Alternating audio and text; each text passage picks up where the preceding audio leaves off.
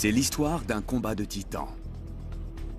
Un combat qui oppose le cachalot, l'un des plus grands prédateurs de la planète, au calamar géant, le diable des profondeurs. Le prédateur et sa proie. Une équipe de biologistes marins mène l'enquête. Il est parti. Leur mission? Découvrir comment à 400 mètres de profondeur, les cachalots chassent les calamars géants. Mais qu'est-ce qu'il fait? On est touché. Cette expédition ne sera pas de tout repos. Les scientifiques vont devoir s'aventurer dans les profondeurs des abysses. C'est la condition pour étudier cette traque hors du commun.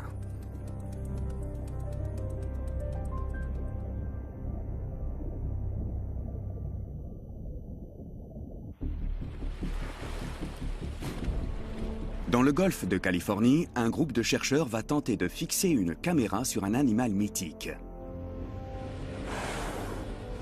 Le grand cachalot. Sa proie préférée, le calamar géant. Un énorme céphalopode vif comme l'éclair. La chasse a lieu à plusieurs centaines de mètres de profondeur. Personne n'y a jamais assisté. C'est l'un des grands mystères de la nature. Le filmer serait une avancée considérable. C'est bon, c'est bon, c'est bon. Avance un peu plus. Avance un peu plus. La tâche ne va pas être facile. Il faut que ça tienne. Mince. Ça ne marche pas notre truc. Ça ne marche pas du tout. On était parfaitement placés, c'est trop bête.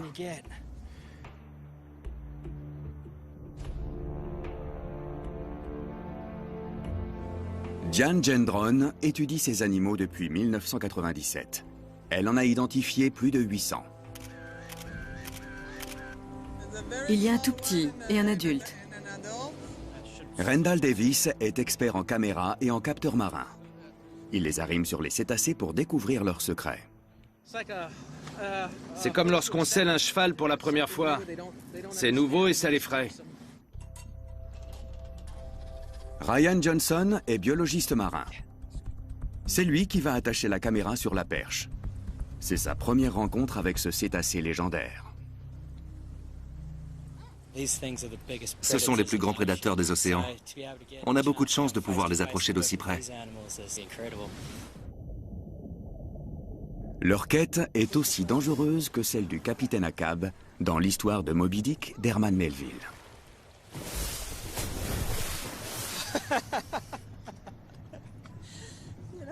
Ces cachalots sont vraiment énormes. On se croit très fort, mais on n'a même pas réussi à en marquer un petit.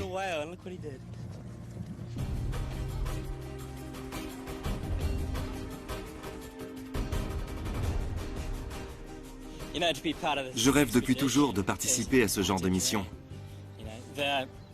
J'ai grandi avec ces histoires incroyables de chasse entre cachalots et calamars géants.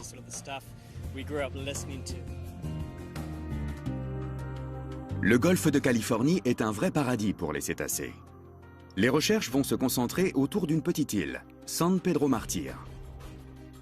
L'équipe a une semaine pour localiser et marquer à la fois les cachalots et les calamars géants.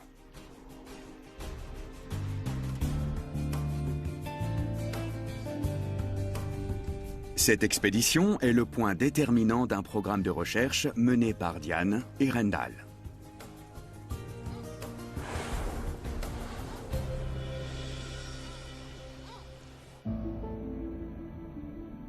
Il y a quelques mois, les scientifiques ont équipé 5 cachalots de capteurs électroniques. Ils ont enregistré leurs déplacements, la profondeur et la température de l'eau.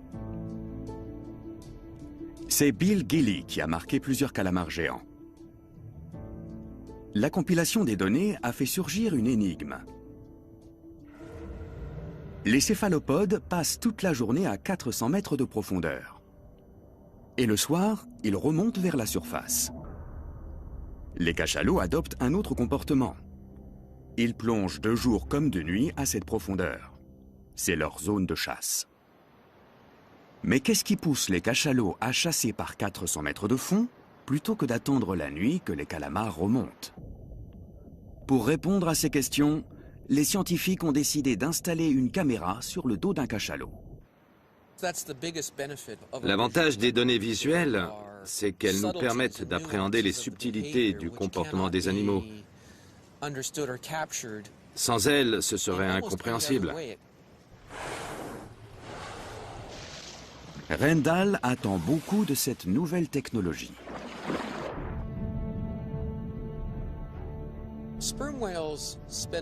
Les cachalots passent la plupart de leur temps dans une zone comprise entre 200 et 1000 mètres de profondeur. On sait très peu de choses sur la faune qui y vit. Mais c'est là que les cachalots chassent leurs proies. Cet animal de 20 mètres de long est parfaitement adapté aux fonds abyssaux. Son énorme tête abrite un système sonar ultra puissant. C'est une masse de tissu adipeux, appelée organe du spermacétie. Elle lui permet de produire des impulsions sonores, appelées cliquetis ou clics. Chaque impulsion est amplifiée par une série de lentilles acoustiques. Celles-ci concentrent le signal en un faisceau directionnel. Aucun animal au monde n'émet de son d'une telle intensité. Les clics peuvent avoisiner les 230 décibels. Les cachalots communiquent entre eux à des kilomètres de distance. Ils peuvent également localiser des objets, en écoutant leur écho. Ainsi, même dans les fonds privés de lumière, le cachalot perçoit son environnement grâce au son et peut traquer ses proies. Le calamar est lui-même un prédateur hors pair. Il pèse en moyenne 50 kg pour 2 mètres de long.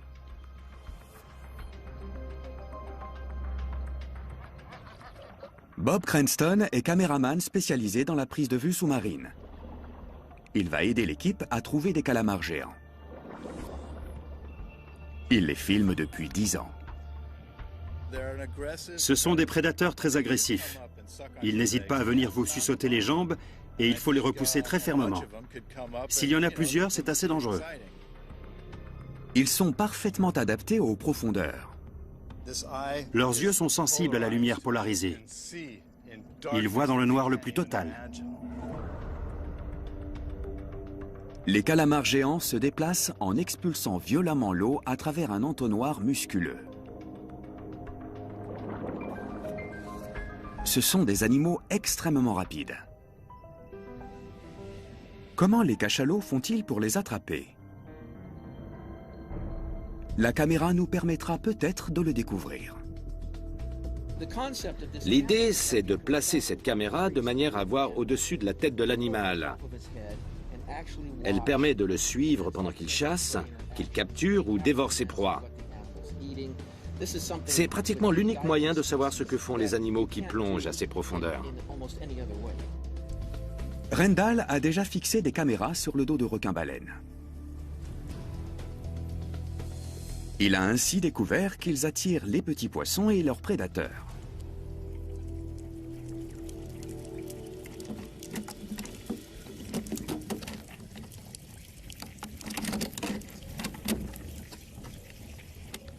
La caméra est un concentré de technologie.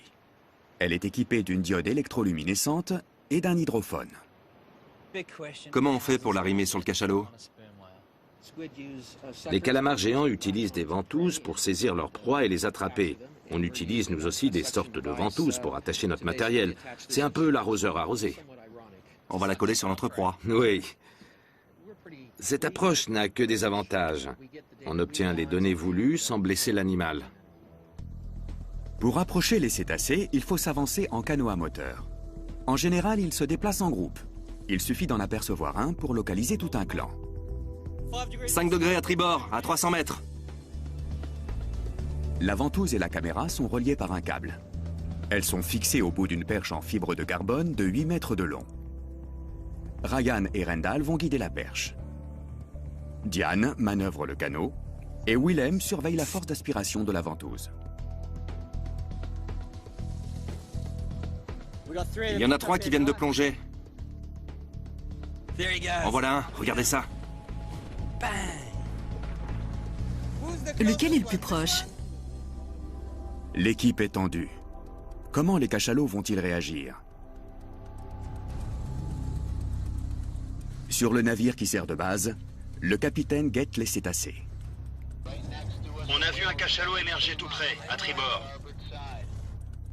En général, les cachalots restent 8 minutes en surface entre deux plongées. On va s'approcher doucement pour qu'ils s'habituent à nous, les suivre et puis tenter notre chance.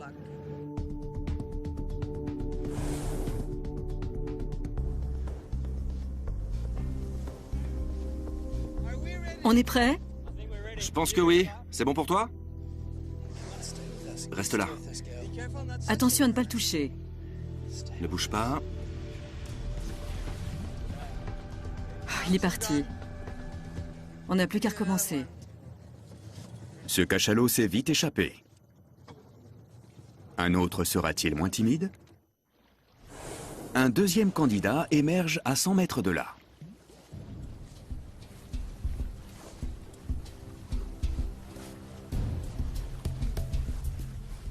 On est prêt? Ne bouge pas. Reste avec nous. Reste avec nous. On peut y aller. Ne bouge pas. Vas-y vite, vite, vite!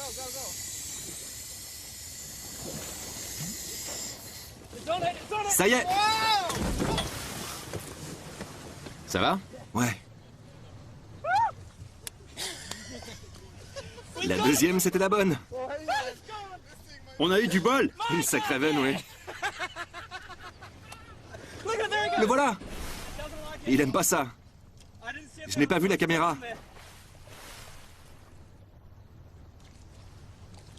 Elle est puissante, cette ventouse. C'était énorme. Je crois que c'est bon, là. Oui, c'est bien accroché. C'était vraiment magique. On s'était fixé une mission et en 20 minutes, on l'a menée à bien. L'inconvénient, c'est que ça ne plaît pas au cachalot. C'est juste une ventouse, mais ça le gêne.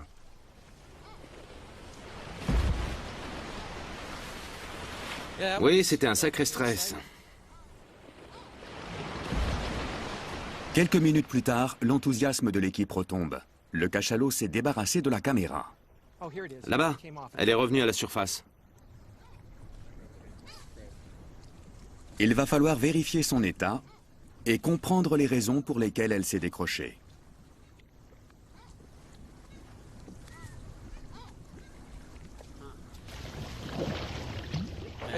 Il faut revenir à bord pour vérifier que la ventouse fonctionne.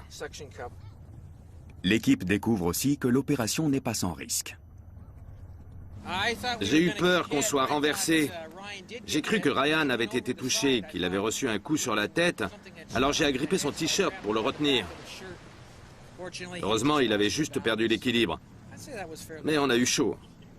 C'est pas très agréable. La queue du cachalot est arrivée sur Rendal et moi à une vitesse foudroyante. Si on avait réagi quelques centièmes de seconde plus tard,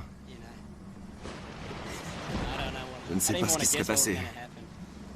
Il faut qu'on revoie notre plan d'approche et qu'on se montre plus prudent. On a tendance à oublier à quel point ces animaux sont puissants. Bob Cranston, lui, est bien conscient du danger. Quand on nage avec les baleines, il y a une zone de danger que j'appelle l'arc de la mort. C'est l'intervalle qui sépare la nageoire pectorale de la queue. Si vous vous retrouvez entre la pectorale et la queue, et que celle-ci fouette l'eau d'un mouvement latéral, elle peut vous arracher la tête, vous briser la poitrine ou vous casser les côtes. Bref, vous faire passer un sale quart d'heure. C'est ça l'arc de la mort. Ça ne va pas être facile de trouver un autre cachalot. On va en trouver près de l'île, c'est sûr et certain. San Pedro Martyr est une île volcanique. Les eaux qui l'entourent comptent parmi les plus riches du monde. Cet océan est très prolifique parce qu'il est froid. L'eau froide contient plus d'oxygène. En plus, le coefficient de marée est très puissant. Avec le mouvement de la mer, les nutriments sont remués 2 fois par jour.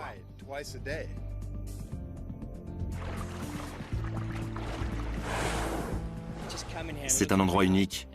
On sent une énergie, une activité débordante.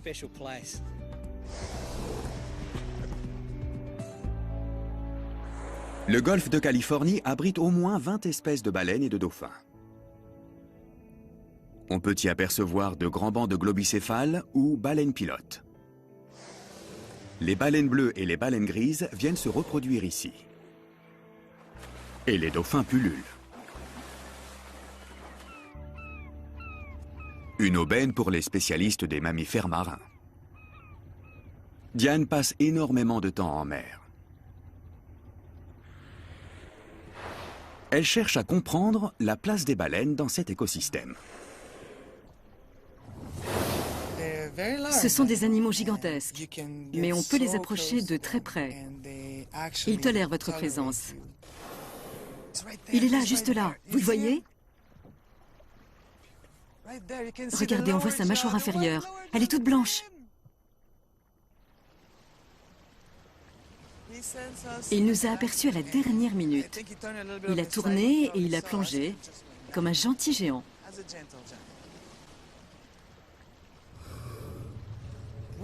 On sait très peu de choses sur eux. La moindre découverte est un événement.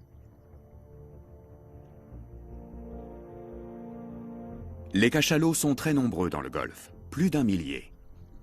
Mais pourquoi? Il y a une forte concentration de calamars géants dans cette zone. C'est sans doute pour cela qu'on trouve autant de cachalots dans le golfe.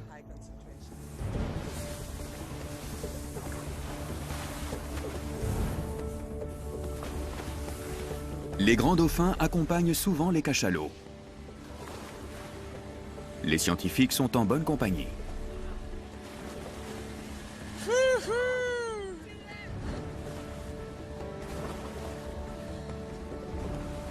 Il a fait un saut périlleux. Diane veut examiner la composition chimique de la peau des cachalots. Elle saura ainsi ce qu'ils mangent. C'est parfait là. C'est le bon moment. Les cachalots muent régulièrement. Ryan a de la chance. C'est lui qui va aller ramasser des échantillons de peau. C'est la première fois que je vais plonger avec des cachalots. Je suis très content, mais c'est quand même un peu angoissant. Ce sont de gros animaux.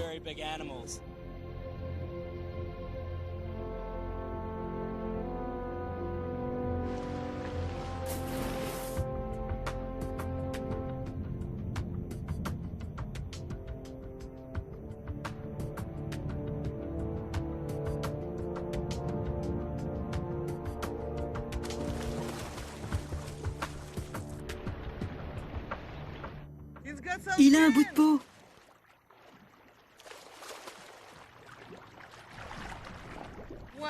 Et un gros morceau en plus. C'est formidable, Ryan. Je l'ai approché par derrière. C'était super. C'est parfait. Parfait. C'était génial de nager avec eux. J'ai sauté et j'ai suivi 2 ou 3 individus. Il y avait même un petit. C'est un sentiment indescriptible. C'est incroyable. Voilà à quoi ressemble la peau de cachalot. Elle est très sombre et très dure. On va analyser ce bout de peau. Il nous permettra de savoir si leur régime alimentaire a changé. D'après les recherches de Diane, cette population de cachalots se nourrit presque exclusivement de calamars géants. Un grand mâle peut en dévorer 350 en une journée. Il faut approcher les mâles avec prudence. Ils sont 2 fois plus gros que les femelles. Et ils peuvent se montrer agressifs. Je ne sais pas comment il va réagir. C'est un peu dangereux. C'est un grand mâle, comme dans Moby Dick. Très vite, le cétacé les détecte.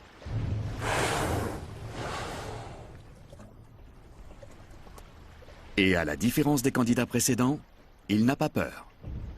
Au contraire, il les toise.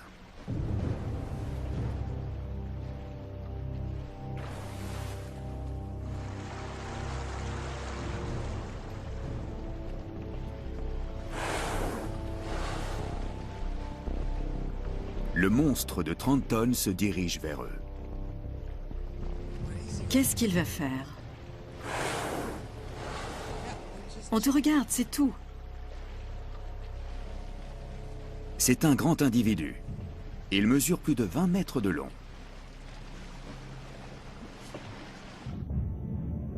Les scientifiques peuvent admirer son énorme tête carrée.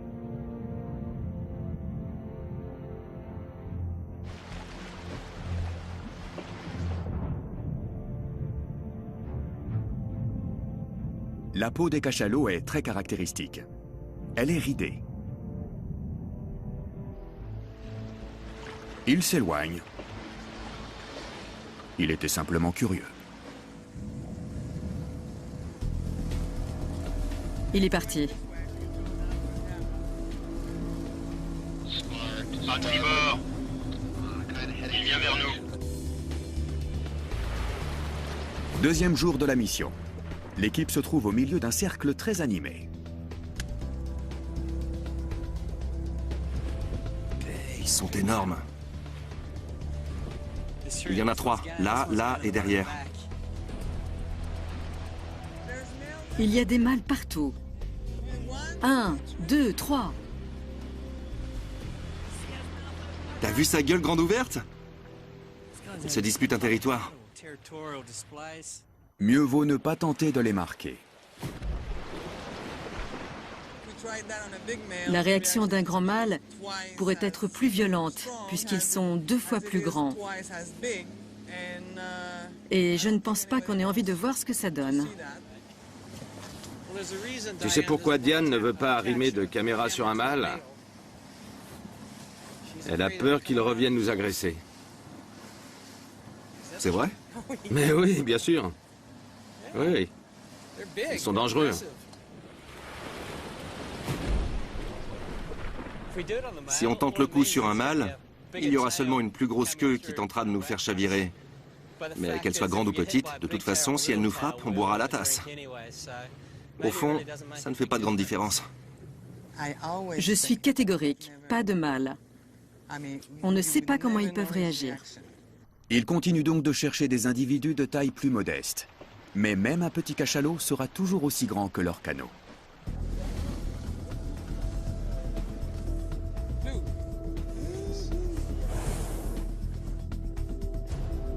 Tu es prêt? Prêt.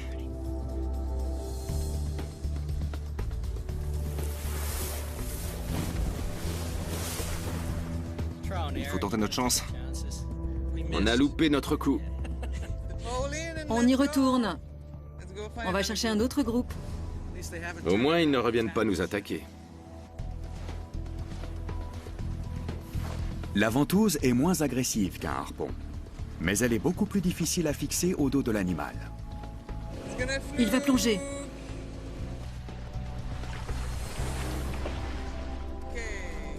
C'est la dernière chance de la journée. Avancez. Avancez. Attention. On réessayera demain. Le lendemain matin, la mer est calme. Une femelle se repose à la surface. Et elle n'est pas seule. Il y a un petit. Super. La mère se prépare à plonger.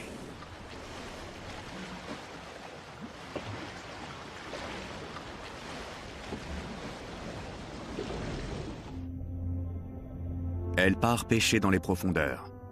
Son petit va rester seul pendant une 40aine de minutes. C'est une chance pour l'équipe. Les petits cachalots sont souvent curieux et joueurs. Leur instinct les pousse à suivre tout ce qui ressemble de près ou de loin à un cachalot adulte.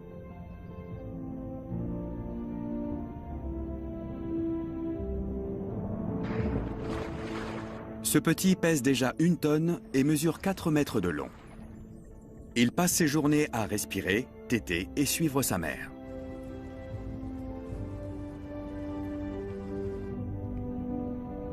La mère et son petit rejoignent maintenant le groupe. Mais il se produit quelque chose d'inhabituel. Les cachalots se rapprochent pour nager de concert. Diane a déjà vu ce type de comportement. En voilà un autre. Ils vont se grouper pour nager tous ensemble. C'est une façon de se retrouver. C'est un moment privilégié.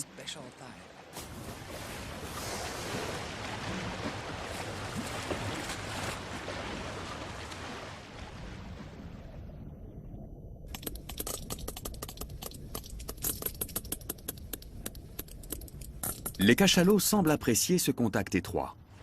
Ils roulent les uns sur les autres. C'est un véritable concert de clics. L'un de ces sons s'appelle coda. Ce sont des séquences de 3 à 20 clics. Ils servent à communiquer avec les autres membres du groupe. Un cachalot entend un son et le répète aussitôt.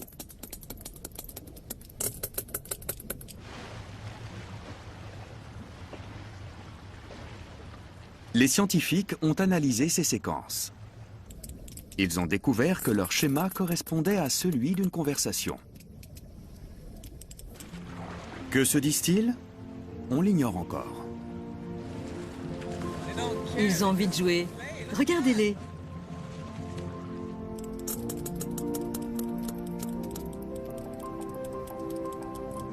Ils passent un moment convivial. Ils batifolent, ils se frottent les uns sur les autres. On voit des têtes et des queues émerger. C'est dans ces moments-là qu'ils émettent des codas. Et là, on a vraiment envie d'aller sous l'eau, voir ce qui se passe. Mais pourquoi ils font ça? C'est le petit, je crois qu'il avait envie de jouer. Regardez, ils sont tous alignés. Avec des dauphins qui passent. J'adore ces moments-là. C'est merveilleux de les observer, d'être près d'eux en mer.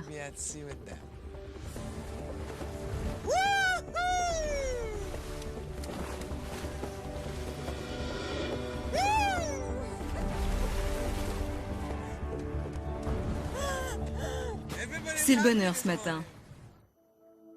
Après 5 jours de pratique, l'équipe a mis au point une méthode d'approche efficace.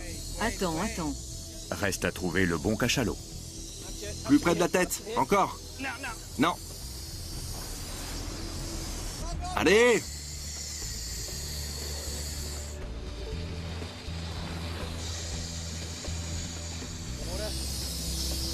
Ça n'aspire pas.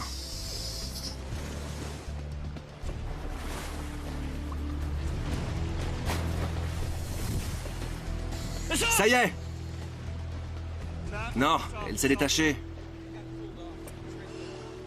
Mince. L'équipe est fatiguée.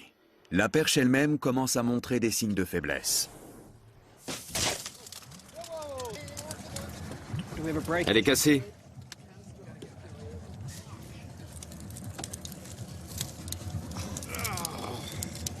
Attends. Vas-y doucement. Il faut rentrer.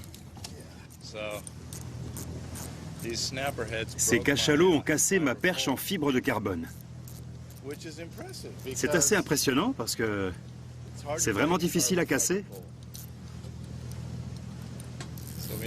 Maintenant, la perche ne fait plus 8 mètres, mais 6. Ça veut dire que Ryan sera encore plus près de l'arc de la mort. Et il ne sait même pas ce que c'est. La perche brisée n'est pas la seule surprise de la journée. Il se passe quelque chose près de la surface. Des centaines de mouettes plongent dans l'eau. C'est un immense banc de sardines. Bob veut filmer cette intense activité. C'est une aubaine. Il y a des chances qu'ils disparaissent à notre arrivée. Mais si on arrive à temps, je pourrais peut-être faire quelques plans.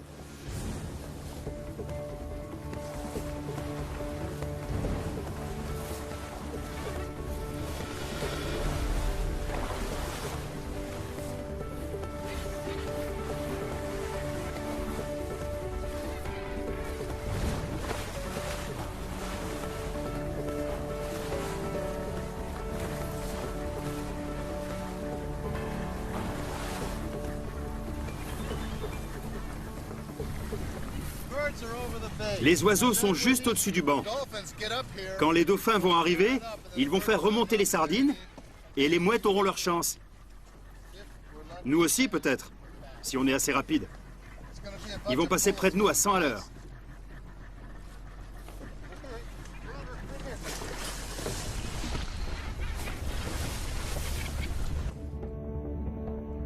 Les dauphins ont repéré les plongeurs. Ils bifurquent pour les éviter. Par ici. C'est raté encore une fois. L'un d'eux nous a regardés. Et à part ça, on n'a pratiquement rien vu. On a entendu leur sonar et toutes sortes de clics et de sons. Et puis, plus rien.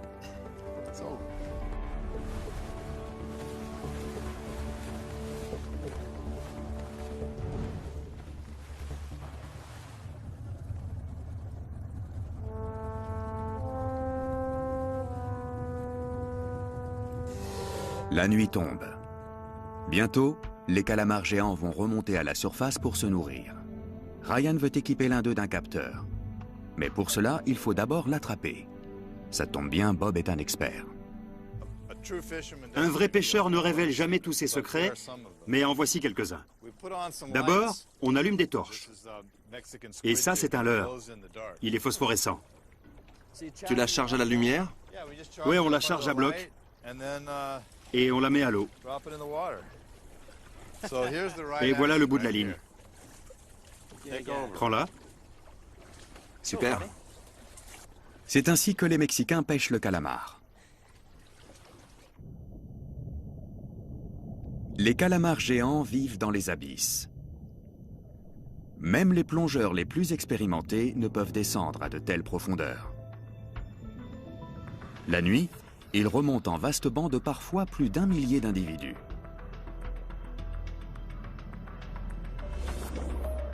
La croissance de cet animal vorace est extrêmement rapide. Bob s'est rendu compte qu'il était aussi très curieux. Ces calamars géants sont des machines à manger. Ils dévorent des poissons ou même leurs congénères.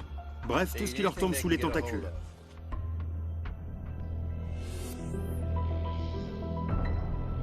Leurs puissants tentacules sont équipés de ventouses. Elles servent à attraper les proies et à les goûter. Les poissons sont souvent gluants. Pour les attraper, il faut une arme fatale. Et ces ventouses sont pourvues de petites dents à l'intérieur.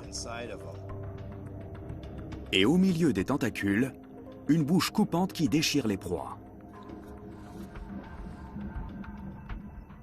Le calamar géant a une si terrible réputation qu'on l'a surnommé le Diable Rouge. Ryan en a attrapé un. C'est un monstre. Je dirais qu'il mesure bien 1,70 m. Le voilà. Regardez-moi ça! C'est dingue! Waouh! La vache! Un petit coup de main peut-être? La vache! Allez, je vais t'aider à le tenir. Pose vite ton capteur qu'on le remette à l'eau. Je vais l'accrocher là. Je fais un tour. On va savoir à quelle profondeur il va, s'il suit les mêmes schémas que le grand cachalot. Ce truc enregistre la profondeur? Profondeur, température de l'eau et position. Je tiens ça. Il est assez fragile. On va pouvoir le remettre. Je le libère. Voilà, super. On le remet à l'eau? On y va? On le soulève? Attention, t'es en train de lui déchirer la peau, là. C'est un animal très fragile. On y va.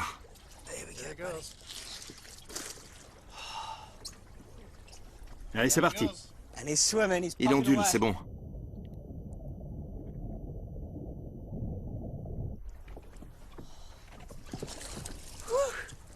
C'est fou cet animal, hein? C'est beau, hein? Quelle bête! Le calamar géant retourne tout droit vers les eaux froides des profondeurs. Il est adapté aux très hautes pressions. En surface, il est bien moins à l'aise. Ce premier succès encourage l'équipe. Elle est déterminée à marquer un cachalot. Même avec une perche raccourcie. Le canot est entouré de mâles. Chacun d'eux tente d'approcher un groupe de femelles. Dans ce genre de situation, il arrive qu'ils se battent. On y va tout doucement.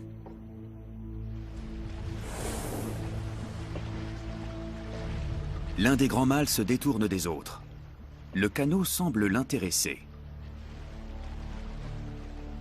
Tu t'approches de nous? Je ne suis pas rassurée.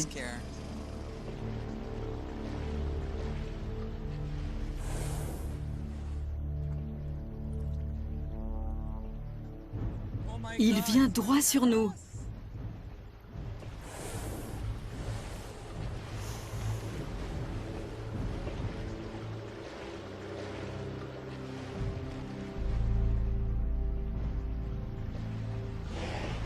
Il veut passer à côté.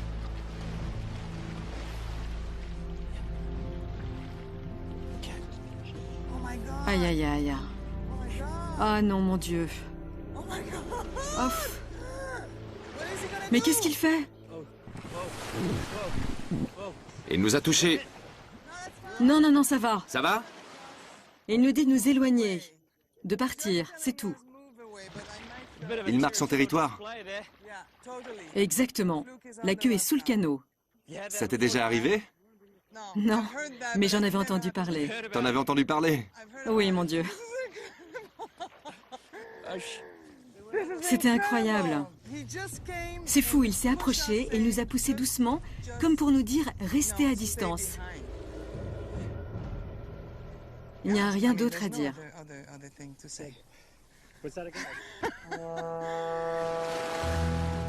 Ils l'ont échappé belle. Le grand mâle disparaît aussi vite qu'il est venu. Les scientifiques décident de chercher un autre groupe. Ils repèrent une femelle seule. Elle se repose en surface. C'est leur dernière chance. On ne va pas te faire de mal. On va juste te mettre une petite ventouse sur la tête.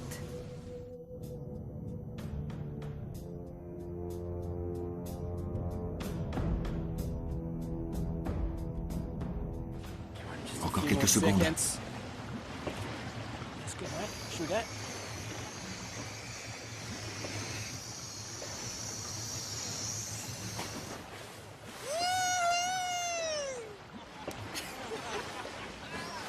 Elle n'est pas contente. Ça a super bien marché. On a trouvé le bon cachalot au bon moment. C'était très facile. Ce cachalot ne s'y attendait pas. C'est le premier de la journée. Avec un gentil géant, c'est facile. Mais quand on essaie plusieurs fois et que ça ne marche pas, c'est rageant. Mais là, ça ne s'est pas décroché. Ouais, c'est génial. Bon, qu'est-ce qu'on fait maintenant, Rendal? On en équipe un autre. Non, avant ça, il faut localiser cette caméra. Elle a un émetteur satellite et radio. On pourra la récupérer dès qu'il remontera, d'ici 24 heures.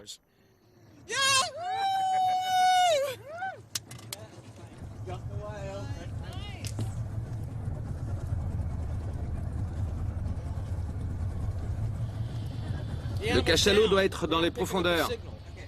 Rendal guette le signal radio. On attend que le cachalot marqué remonte à la surface. Il n'y a pas encore de signal à la surface. C'est une bonne nouvelle. Si la caméra s'était détachée, elle serait remontée et son émetteur se serait déclenché. Si on n'entend rien, c'est qu'elle est sûrement encore fixée sur l'animal.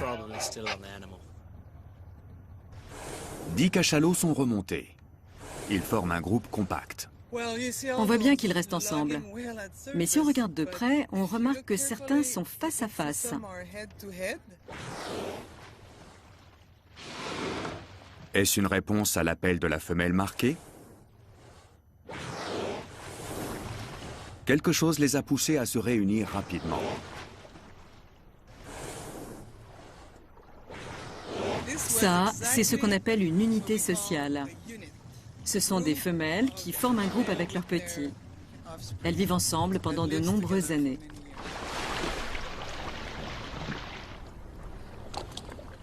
Quelques minutes avant le coucher du soleil, Diane repère la caméra.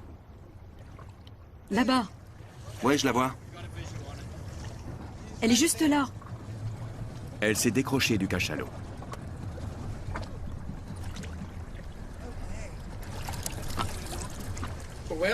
Elle est restée en place pendant 1 heure. Pour un premier essai, je suis plutôt satisfait. Quand ça marche, on est à la fois heureux et surpris.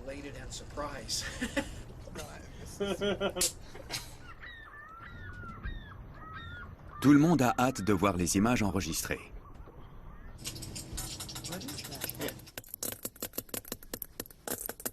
Les données indiquent que la femelle a plongé à 300 mètres. Elle s'est déplacée à une vitesse de 3 km/h. La diode illumine le plancton qu'elle a croisé en chemin. L'écran est quasiment noir. Mais l'hydrophone a enregistré une foule de sons. Une chose est sûre, ces sons sont des codas. Ce ne sont pas de simples clics.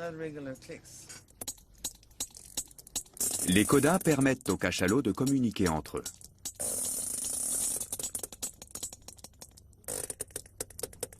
Le cétacé est ensuite remonté à la surface, vers la lumière. Et surprise, il n'est pas seul. Qu'est-ce que c'est?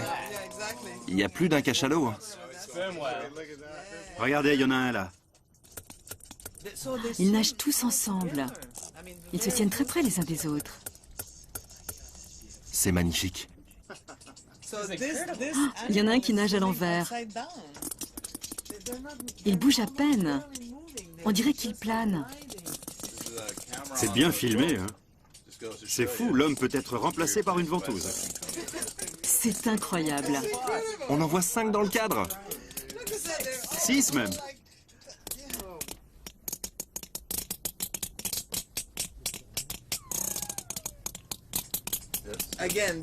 Et encore des codas. Ils se sont rapprochés parce que cette femelle a un problème. Ils sont venus pour l'aider.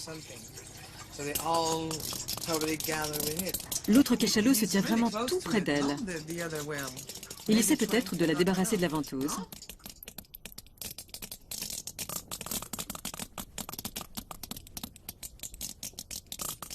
La caméra a eu le temps de filmer 1 heure.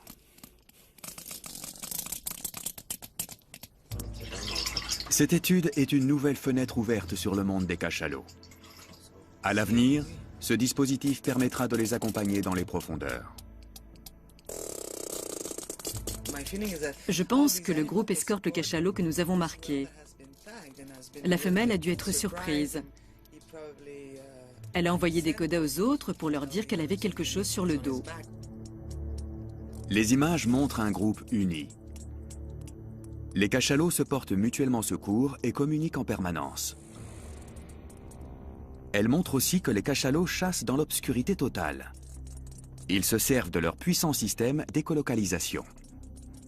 Mais pourquoi chassent-ils de nuit dans les profondeurs alors que les calamars géants sont en surface? L'équipe a maintenant une petite idée sur la question. Elle a reconstitué la traque à partir de toutes les données collectées sur les cachalots et les calamars géants. Voici ce qui se passe. 18 heures. Les cachalots sont en surface. Ils se reposent et accumulent de l'oxygène dans leurs muscles. Bientôt, ils seront prêts à plonger. À 400 mètres de profondeur, une colonne de calamars géants est en train de remonter à la surface. C'est là que se trouvent leurs proies, les poissons. Chaque nuit, les poissons des profondeurs remontent pour se nourrir de plancton.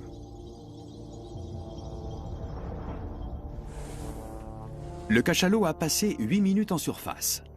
Il prend sa respiration et plonge. Il descend droit vers les abysses. Il ne marque aucun arrêt en chemin.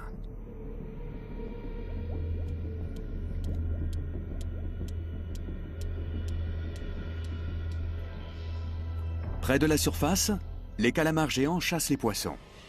C'est une activité épuisante car ils supportent mal cette eau trop chaude pour eux.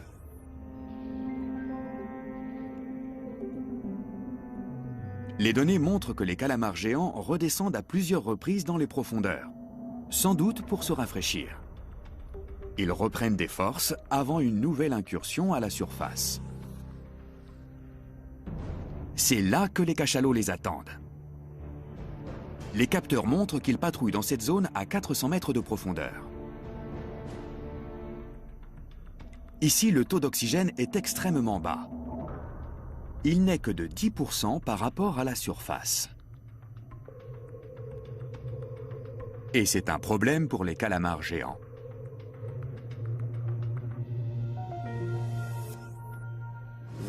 Les calamars géants sont d'ordinaire extrêmement rapides. Mais le faible taux d'oxygène les rend peut-être moins vifs et plus faciles à attraper.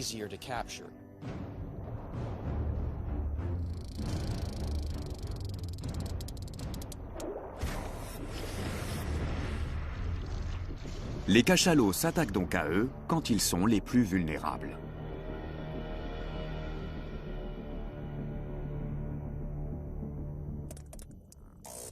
Pour les scientifiques, ce film est une avancée considérable. Je vais conserver cette vidéo. Je vais la regarder encore et encore. Je suis bluffé par ce qu'on a recueilli. Je ne m'attendais pas à voir autant de choses. En regardant ces images, on se rend bien compte que ces animaux essaient de s'entraider. Ils forment une véritable famille. Ce sont des animaux merveilleux. Nous ne comprenons pas les sociétés qu'ils forment, mais on sait qu'ils ont besoin les uns des autres. Les scientifiques n'ont pas réussi à filmer des cachalots traquant les calamars géants comme ils l'espéraient. Mais leurs efforts n'ont pas été vains.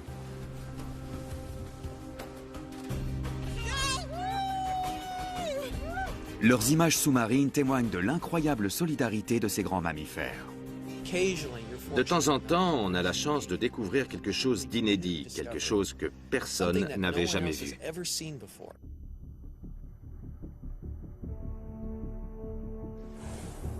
Un jour, peut-être, des caméras parviendront enfin à filmer cet incroyable combat abyssal entre cachalots et calamars géants. Mais pour l'instant, son déroulement demeure un mystère.